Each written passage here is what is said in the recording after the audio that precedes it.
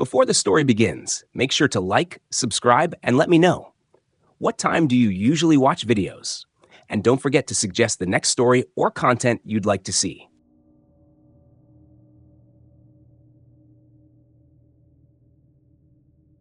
Story 1. The Lullaby in My Grandmother's Room. When I was 9 years old, I spent most of my summers at my grandmother's house. It wasn't a big house, but it felt enormous to me as a child. 2 creaky floors, narrow staircases, and a long hallway upstairs that always seemed darker than it should be, no matter how many light bulbs were working. Her home was filled with things she had collected over her lifetime: china cabinets, worn furniture, photographs framed in thick wood, and shelves lined with books whose spines were peeling. But the most fascinating thing in her home was a small music box she kept in her bedroom. It sat on her dresser, surrounded by perfume bottles and little porcelain figurines. It was an old, delicate piece, carved from dark wood, with faded golden inlays that looked like vines curling around its edges. If you lifted the lid, a porcelain ballerina spun gracefully as a lullaby played. The melody was soft and sweet, almost hypnotic. I had heard it countless times because my grandmother would wind it up for me before bed whenever I stayed the night. She said it had belonged to her own mother, passed down for generations. This little box, she once told me, was meant to keep children safe at night. Its song carries away bad dreams. At 9, I believed her without question. I would drift off to sleep while the lullaby tinkled softly through the room, carrying with it a sense of warmth and safety. But one summer, the music box began to play on its own. It started subtly. I woke one night to the familiar melody, faint at first, as if someone had only half wound the mechanism. I opened my eyes, expecting to see my grandmother at the dresser, winding it for me, but the room was empty. The door was closed, and my grandmother was fast asleep in her own bed down the hall. The ballerina twirled under the moonlight, casting a tiny moving shadow on the wall. I told myself it was nothing, that maybe the box had somehow held tension in its spring and decided to release it all at once. But the same thing happened the next night, and the night after. The 4th night, it played without me even being in the bedroom. I was in the living room downstairs, reading a comic book before bed, when I heard the faint melody drift down through the floorboards. It was unmistakable, that sweet lullaby. I froze. The sound was too clear to be my imagination. "Grandma?" I called out. She shuffled into the room from the kitchen, wiping her hands on a dish towel. "What is it, dear?" "The music box," I said. "It's playing upstairs." She frowned, then shook her head. "That's not possible. It doesn't play unless you wind it." "Maybe you're just tired." But I wasn't tired. I was wide awake, and I knew what I'd heard. Later that night, I crept upstairs cautiously, pushing open her bedroom door. The music box sat still on the dresser, the ballerina frozen mid-dance. Yet the air in the room felt heavy, as though someone had just been there. The next few nights only got stranger. Sometimes the lullaby began faintly, then stopped abruptly, like invisible fingers had touched the box but lost interest. Other times it would play fully, the ballerina spinning gracefully, as though someone had wound it tightly just for me. But what frightened me most was the rhythm that developed. It began playing every night at exactly the same time, midnight. I started keeping track. No matter where I was in the house, whether lying in bed, brushing my teeth, or sneaking cookies from the kitchen, I would hear the music box begin at 12 o'clock sharp. The sound would creep down the hallway, echoing faintly through the walls, and each note felt like a drop of cold water against my skin. I told my grandmother again, but this time she only looked at me with something I couldn't quite read. It wasn't disbelief, more like she already knew. She told me, "Don't worry about it, sweetheart. It's only a song. It can't hurt you." But I saw the way her hands trembled as she said it. One night, I decided to test it. I stayed awake in her room, sitting cross-legged on the floor with the music box directly in front of me. I watched the clock on the wall tick closer to midnight, my heart racing with every passing second. When the clock struck 12, I braced myself. The music box's lid creaked open. No one touched it. No one was near it. Yet the ballerina rose and the lullaby began to play, delicate and haunting in the silent room. I stared, paralyzed, as the ballerina twirled slowly, her shadow long and thin in the moonlight. The song was beautiful, but it felt wrong now, Too sharp, too insistent, as though it wasn't meant to soothe, but to call. I wanted to slam the lid shut, but I couldn't move. And then I heard it. A second sound, faint but clear, beneath the melody. A woman's voice, humming along. It was coming from the corner of the room. I turned my head, every hair on my body standing up. In the dark corner near the wardrobe, I saw her, an outline of a woman, thin and still, her face obscured by shadow. She swayed slightly to the music, humming in perfect harmony with the box. I screamed. The music stopped instantly. The corner was empty. My grandmother burst into the room, eyes wide, and pulled me into her arms. She didn't ask what I'd seen. She didn't tell me I was imagining things. She just whispered, "It's all right. She likes the song." The way she said it made me realize something that chilled me more than anything else. This had happened before. She knew about it. I begged her to get rid of the music box, but she refused. "It belongs to the family," she said firmly, "and it always will." That summer, I refused to sleep in her room again. She let me stay in the guest room downstairs, and I would bury my head under the blankets every night when midnight came, praying I wouldn't hear that lullaby again. But I always did. Years passed, and my grandmother eventually passed away. When we cleared out her house, I found the music box again, sitting silently on her dresser, as though nothing had ever happened. My mother told me to take it. It was meant for me, after all. But I couldn't. I left it behind. Still, every so often, even now as an adult, I'll wake up in the middle of the night to the faint sound of a lullaby, soft, sweet, and distant, as though it's drifting down from a room I no longer sleep in. Story 2. The music box buried beneath the floorboards. When my parents bought the old farmhouse on the edge of town, they told me to think of it as a project. It was certainly that. Peeling paint, sagging roof lines, and the kind of creaking wooden floors that groaned like they had memories of every footstep. But my father loved restoring old places, and my mother loved the charm of character. I, however, was 15, and I just wanted my own room. My room was on the second floor, in a corner, where the ceiling slanted down so low I had to duck when making my bed. The walls were faded a pale green, and the floorboards had been painted white long ago, but were now scuffed, warped, and splintering. I didn't love it, but it was mine. That first night, as I lay awake adjusting to the silence of the countryside, I noticed something faint beneath the groans of the house. Music. It was a lullaby, delicate and tinny, like something from a wind-up music box. The melody was familiar, but I couldn't place it. I held my breath, straining to hear. It wasn't coming from the hallway or outside, but directly beneath me, under the floorboards. I told myself it had to be my imagination. I was tired, the house was strange, and old wood made strange noises. But the next night, it happened again. Same time, just past midnight. A soft metallic winding sound, then the faint lullaby. The third night, I pressed my ear to the floor. The music was clearer that way, as if something just inches below me was playing. The notes were uneven, as though whatever mechanism produced them was old and stiff. The lullaby cut short, then started again, looping endlessly until it slowed and wound down into silence. I didn't tell my parents right away. I knew what they'd say. Old houses make noises, or worse, they'd laugh, call me superstitious, and move on. So instead, I started investigating quietly. During the day, I tapped along the floorboards, searching for any hollow spot, anything that might conceal a hidden compartment. Near the far wall, under the window, I found a board that echoed differently when I knocked on it. The problem was, the floor had been painted and nailed so many times that prying up a board would be impossible without tools. So I waited until my parents went out one Saturday afternoon, grabbed a flathead screwdriver from the toolbox, and wedged it into the seam. After some grunting and sweating, I managed to loosen the warped plank enough to lift it. The smell hit me first. Musty, earthy, with a hint of metal. Beneath the board was a small cavity, about the size of a shoebox, lined with dust and cobwebs, and in the middle of it sat a music box. It was ornate, brass with floral engravings, though tarnished with age. The winding key stuck out slightly crooked, as though it had been turned countless times. I lifted it out, coughing as the dust rose, and examined it. There was no maker's mark, no name, just a little ballerina figure on top, arms poised mid-dance. I turned the key carefully, and the lullaby began. The exact same tune I had been hearing at night. I should have felt relief, vindicated even. I had proof I wasn't crazy.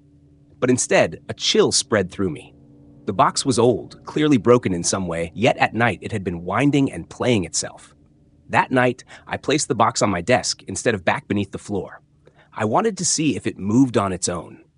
I wound it once before bed, let it play out, then left it still. At 12:17 a.m., I woke to the sound of the key turning. Slowly, deliberately, the ballerina began to spin. The lullaby filled the room. I sat up in bed, staring at it, heart hammering. No one touched it. The air was still, and yet the key twisted steadily, as though an invisible hand wound it. I couldn't bring myself to move closer. I just watched as it played, the ballerina's chipped paint face seeming to stare back at me with each turn. When the song ended, the key jerked backward, resetting itself, and began again. The next morning, I shoved the music box back under the floorboards and nailed the plank down as best I could. I didn't want it in my room anymore. But that night, the sound returned. Faint at first, muffled by the wood, but undeniably there. I tried burying it under books and blankets, but the music seeped through. Finally, desperate, I carried the box outside, across the yard, and buried it in the dirt near the fence. I patted the soil down hard, whispering to myself that it was done, it was over. It wasn't. At 12:17 a.m., the lullaby floated up from beneath my bed, not muffled by dirt or wood, clear, sharp, as though the box was right there. I pulled the plank up again in panic. The cavity was empty. The box was gone. Yet the music kept playing. I tore through the house, checking every room, every shadow, but there was nothing. And still, the melody followed me, weaving through the air, soft but insistent. I could almost hear words in it, though no one sang. I never found the music box again. Not in the yard, not under the floorboards, not anywhere in the house. But every night, without fail, the lullaby begins at 12:17. Sometimes it drifts from the attic, sometimes from the basement, sometimes from right beside my bed. My parents still don't believe me. They don't hear it, or maybe they pretend not to. But I know the truth. Once you find the music box, it doesn't matter where you bury it. It will always find you again. And now, every night, when the melody starts, I lie awake in the dark and wait for the ballerina to finish her dance, wondering when she'll finally stop spinning and what happens when she does. Story 3. The Carnival Tune That Followed Me Home. When I was 12, my parents took me to a traveling carnival that had set up on the outskirts of town. It wasn't anything spectacular, just a cluster of rides that looked older than my grandparents, a few stalls selling fried food, and games that were obviously rigged but still managed to lure you in with the promise of oversized stuffed animals. What stuck with me most wasn't the rides or the lights, but a small booth tucked away near the back, almost hidden in shadow, where an old man sold strange trinkets. His stall wasn't like the others.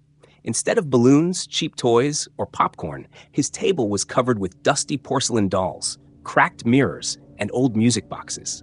Each box was carved from dark wood, worn down in places where too many hands had touched them. Some were open, their lids tilted at odd angles, revealing little dancers frozen mid-twirl. Others remained shut tight, as if daring you to wind them up. The old man caught me staring. His eyes were pale, almost cloudy, but they seemed to see too much. He crooked a smile, his teeth yellow and uneven, and gestured for me to come closer.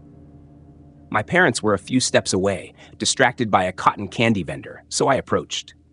"You like music?" he rasped. His voice was dry, like leaves crumbling in autumn. I shrugged. "Sometimes." He reached beneath his table and pulled out a small box I hadn't noticed before. It was darker than the others, carved with swirling patterns that seemed to twist and shift the longer I looked at them. On its lid, etched faintly, was the shape of a carnival tent. "This one plays a tune you'll never forget," he said. His long fingers brushed the top of the box. "Once it's yours, it stays with you." Something in his tone made me shiver, but curiosity outweighed unease. I asked how much it cost. He chuckled, the sound wet and rattling. "For you, no charge, just promise to listen." He placed the box in my hands before I could refuse. It felt colder than I expected, as though it had been buried in snow. That night, back home, I set the box on my dresser and forgot about it, until the middle of the night. I woke to a sound so faint I thought I was dreaming, the slow, tinny chime of a carnival tune. It was playful, light, but there was something off about it. The melody wavered, almost dragging itself forward like it didn't want to end. I sat up, staring at the dresser. The box was closed, untouched, yet the music continued, filling the dark of my room. My chest tightened. I wanted to open it, to prove it was just a dream, but my body wouldn't move. I lay back down, heart racing, and waited for it to stop. Eventually, it did. The next morning, I convinced myself it had been a half-dream, nothing more. But when I walked to school, I swore I heard it again. Not loudly, just a faint trail of notes riding on the breeze. I turned in circles, searching for the source, but there was nothing. No carnival, no ice cream truck, just the rustle of leaves and the distant bark of a dog. The days that followed grew worse. The tune began following me everywhere. In the cafeteria, while friends laughed around me, I'd catch the soft chime of those notes beneath the noise. At night, lying in bed, I'd hear the melody circling the house, moving from one corner to another, as if the box had grown legs and was pacing. I finally told my parents. They laughed, said I was letting the carnival get to my head. My mother even suggested we throw the box out, but when she went to take it, I panicked. I didn't know why, but I couldn't let it go. It felt like it had already become a part of me. The turning point came a week later. I was walking home alone from a friend's house when I heard the tune again, louder this time. It was as if someone was walking right behind me, playing it. The melody wasn't cheerful anymore. It dragged, warped, notes bending in ways that made my stomach knot. I spun around, and for the briefest moment, I saw them. A line of shadowy figures in carnival masks standing across the street. Their faces were painted white, smiles stretched too wide, and every single one of them was holding a music box, identical to mine. The tune came from them, overlapping, weaving into a cacophony that clawed at my ears. I blinked, and they were gone. The street was empty, silent, except for the faint echo of the melody that seemed to linger inside my skull. That night, I tried to destroy the box. I threw it against the wall, but it didn't crack. I smashed it with a hammer, but the wood wouldn't splinter. Finally, I buried it in the backyard, deep enough that I couldn't see the carved lid. For a few hours, I felt relief. The silence was almost dizzying. But when I went to bed, the tune returned. Louder than ever, it seeped from the walls, the floor, even my own heartbeat. When I checked the dresser, the box was back, sitting exactly where it had been the night I brought it home. Now, years later, the carnival tune still follows me. It doesn't matter where I go, college, vacations, different states.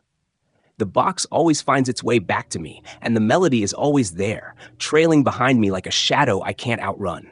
Sometimes it's soft, like a whisper I can almost ignore. Other times it's deafening, so loud it feels like it's rattling my teeth. I've stopped trying to fight it. I know now what the old man meant. Once it's yours, it stays with you, and it always does. Story 4, the broken music box that wouldn't stay silent. It started with a gift. Not a gift I wanted, not a gift I asked for, just one of those things passed down through family, wrapped in sentiment and obligation. When my aunt passed away, her daughter, cleaning out the old farmhouse, handed me a small wooden box.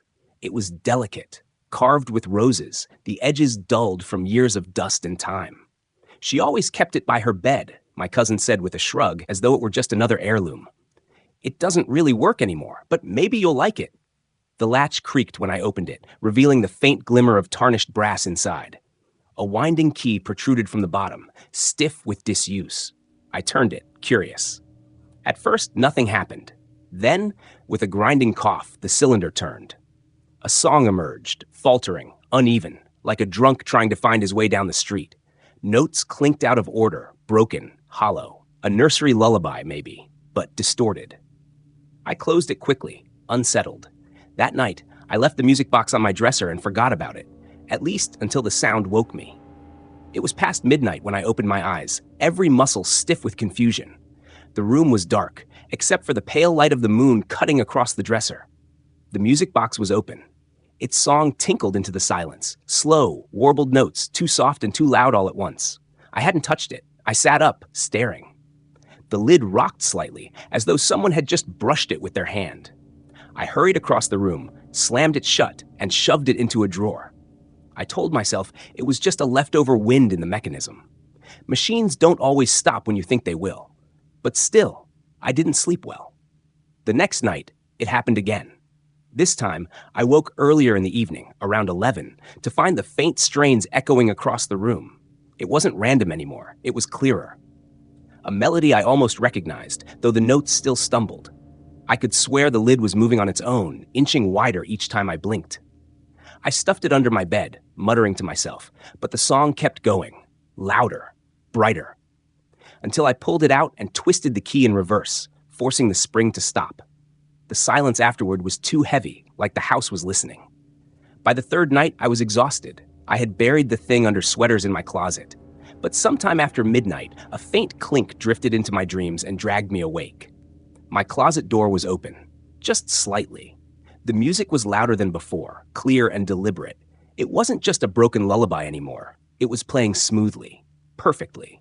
And it was a tune I knew now. Hush, little baby. That song had never been part of my childhood. My aunt never sang it, nor my mother.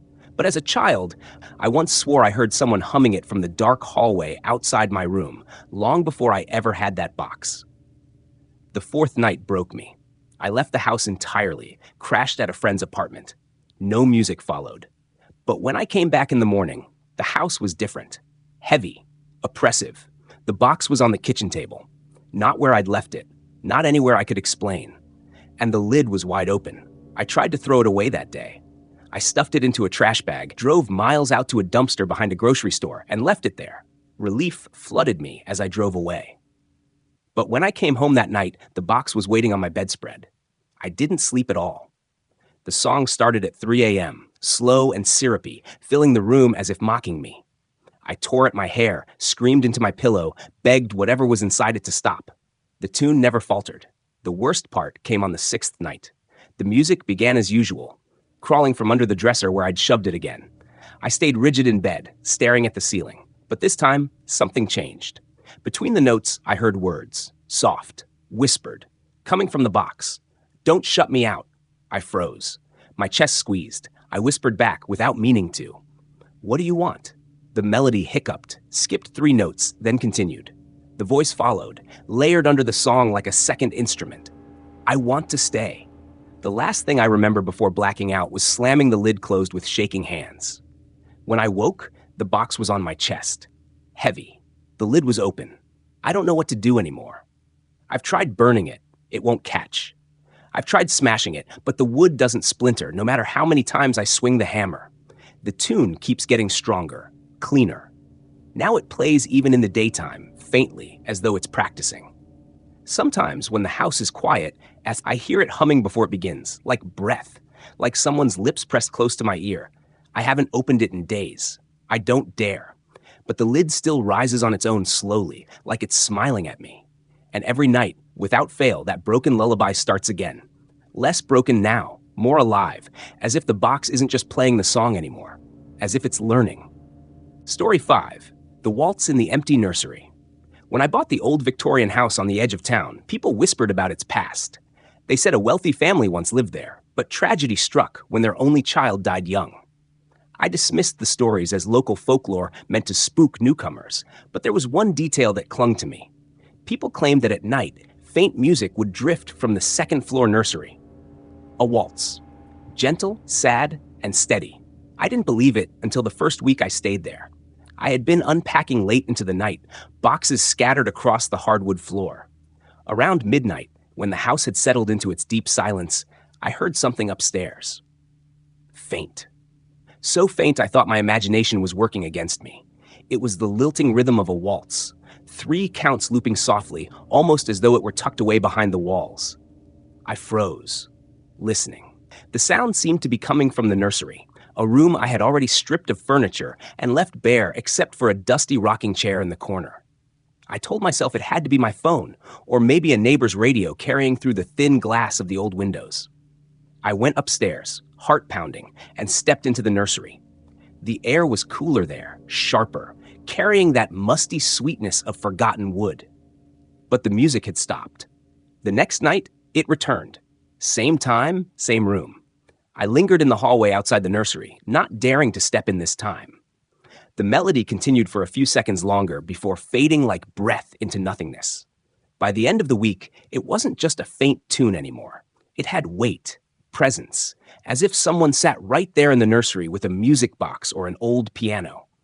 I recorded it on my phone, but when I played the recording back, there was nothing. Silence. Not even the faintest trace of melody. One evening, I invited my sister over. I hadn't told her much, just that I wanted her opinion on the house. As we toured the rooms, I deliberately lingered until midnight. Sure enough, the waltz began. Her face drained of color. "Do you hear that?" she whispered. I nodded, relief flooding me that I wasn't imagining it. She stepped closer to the nursery door, her hand trembling. But the instant she crossed the threshold, the tune cut off. Neither of us spoke much that night. Before leaving, she warned me not to sleep upstairs again. She didn't have to. From then on, I stayed in the guest room downstairs, listening through the ceiling as the waltz played above me, patient and unrelenting. Curiosity, however, gnawed at me. I began digging into the house's history. The local library had archives of old newspapers. I found a brief article dated over a century ago. The family who lived there had a daughter, Clara. She was 8 years old when she died of scarlet fever. The article noted, almost in passing, that Clara's favorite toy was a wind-up music box that played a waltz. Armed with that knowledge, I searched the nursery. I tapped on the walls, peeled away old wallpaper, even pried up sections of floorboard. It was under the rocking chair that I found it, a small compartment beneath the floor, hidden with deliberate care. Inside lay a tiny, rusted music box, its brass dulled by time. I hesitated before winding it. The crank turned stiffly, the gears protesting, but when it caught, the melody bloomed. The same waltz I had heard night after night, though tinny now, broken by decades of disuse. Tears stung my eyes. It was delicate, haunting, and heartbreakingly beautiful.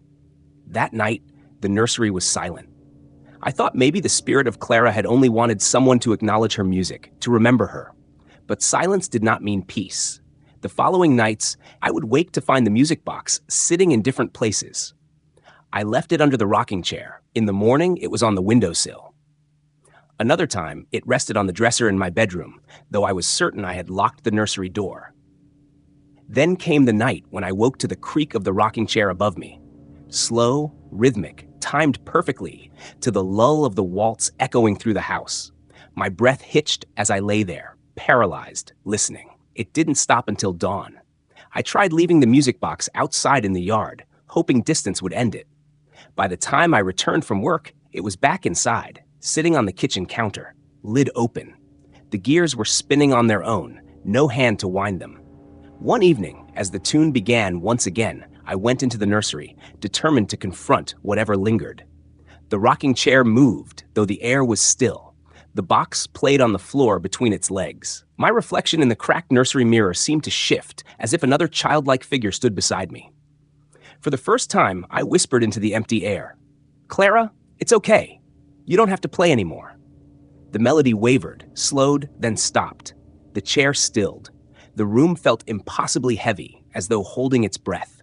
I left the music box where it was and didn't touch it again. Weeks passed, and the house was silent. But every so often, when I walk past the nursery at night, I hear it again, soft, faint, and distant, like a reminder. The waltz of a little girl who never wanted to be forgotten, echoing through the hollow walls of a nursery long emptied of life. Maybe the most unsettling part isn't just that the music boxes played by themselves, but the way they seem to know when to start. When you were most vulnerable, when you were alone, when you couldn't ignore them anymore. Those delicate notes, meant to comfort children and lull them to sleep, turned into something far darker. It makes you wonder how many other objects in your home might be waiting, silent for now, but ready to sing when you least expect it. Next time you hear a melody with no one there to play it, ask yourself, was it just your imagination, or is something trying to be heard?